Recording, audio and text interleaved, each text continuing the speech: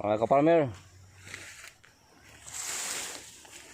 silipin po natin yung yung buong area dito sa lugar na to. Yan na po siya, oh.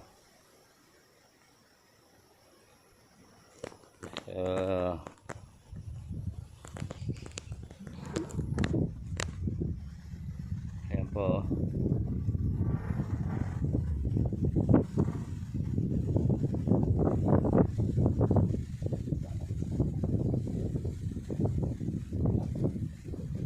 Yan po yung pinaghirapan natin sa loob ng 10 years.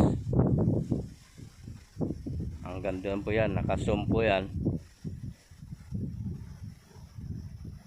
So nandyan yung puro yan, bukuhan, kasuyan,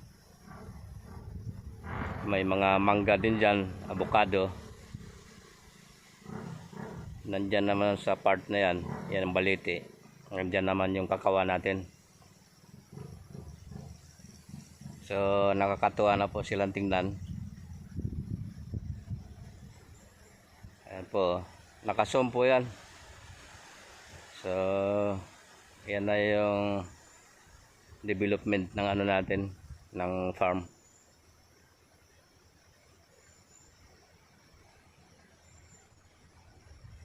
Ayan po, mga sari-sari yung tanim natin. Meron tayong langka,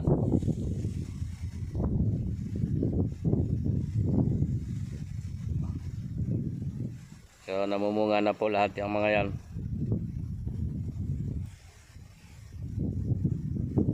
Yung kapihan natin dyan, marami na ring bunga.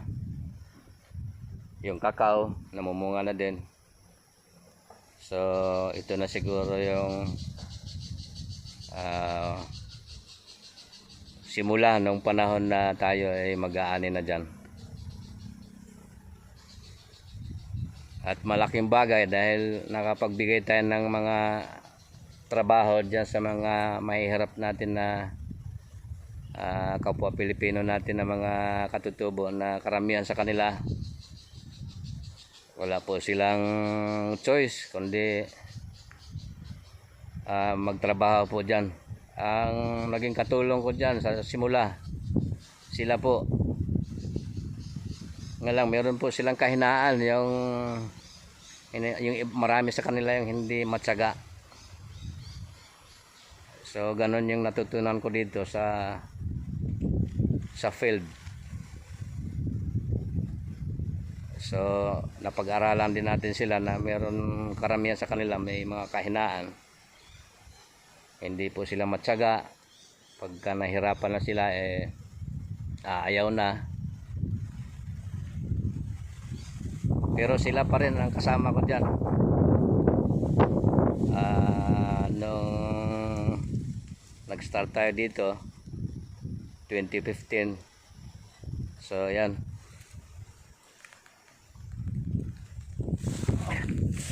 hindi po, matak na po ang ulan. Maiksing impormasyon lang po ito dito sa ating area, na talagang namuhunan tayo dito ng ng panahon, pira. At ako, dito po ako na-focus sa farm na to. Ito yung ating kasakasama palagi, itong truck.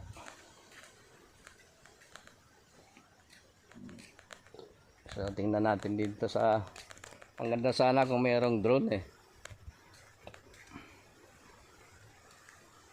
Nga lang, hindi naman tayo marunong magpalipad ng drone.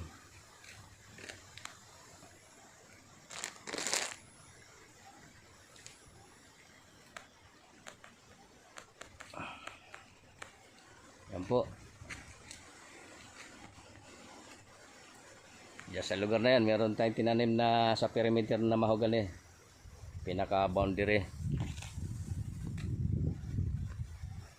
Yan, zoom natin.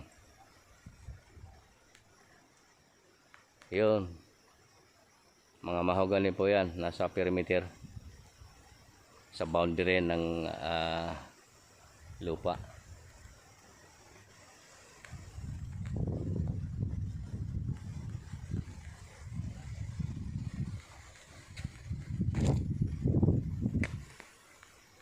Sige mga kapartner, maiksing video lang to. Maraming salamat sa inyo sa pag subaybay sa aking mga video. Sana yung ibang hindi pa naka-follow, paki-follow po niyo aking mamunting kasi po kaya ginawa ko yung bagay na yan, pang dagdag po natin tulong talaga kung sakaling may kita tayo dyan. So kayo pa rin yung sa pamamagitan ninyo ay para na rin kayo nakakatulong nun. Okay mga kapartner, maraming salamat sa atin at magandang hapon. God bless po sa atin lahat.